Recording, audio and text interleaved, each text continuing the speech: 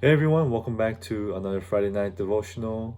Um, Hope you enjoyed last Friday's Good Friday message. As we get back to the biblical view on money, tonight we will be talking about helping those in need. If you can turn with me to Proverbs chapter 19 and go to verse 17, and if you can read that along with me, it says this: Whoever is generous to the poor lends to the Lord, and he will repay him for his deed. Usually, when the church talks about giving, it's talking about supporting the church and other Christian ministries, whether that's within the church or outside the church. Missionaries and missions, um, ministries within the church that we are supporting, and ministries outside the church, perhaps, that are doing God's work. The Bible also puts a big emphasis on being generous to those who may need financial help. Do you remember learning about the Mosaic Law that provided for those who couldn't provide for themselves through something called gleaning? Well, the law also had a strong emphasis for people to help family members who were in genuine need.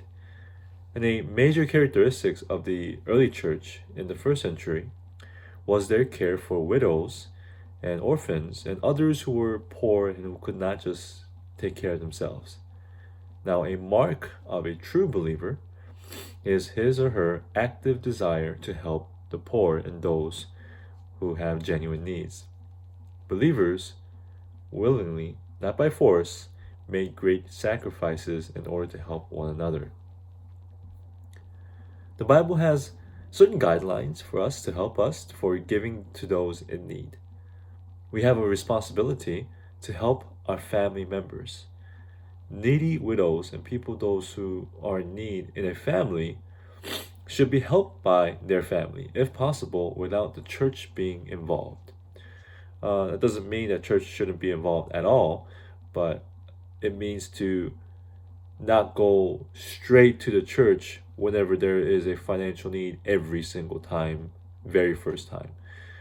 Is to try to help your own family if there is a need, and then if there's no other ways that you've done everything you could, then to go to the church to seek help from the church as well.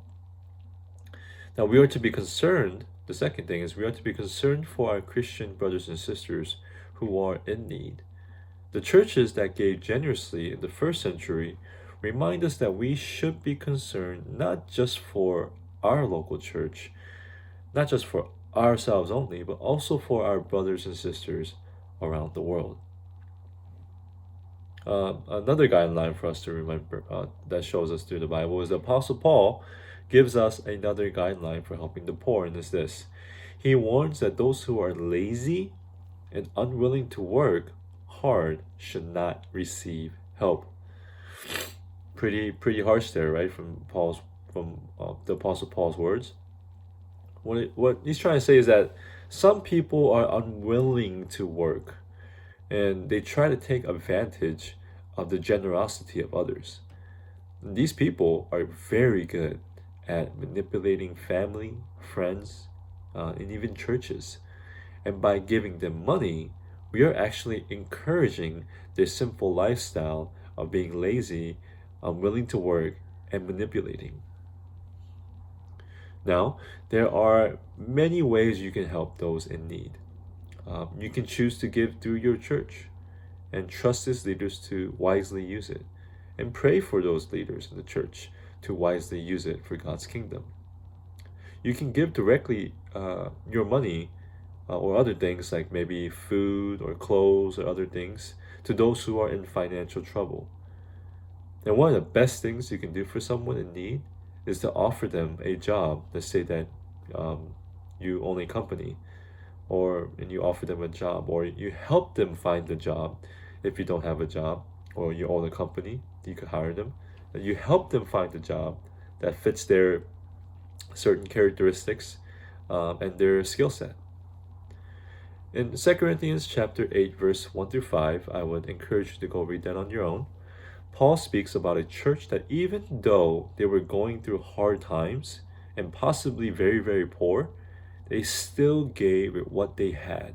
Here's the key: with great joy to other churches that were in need. They were struggling themselves.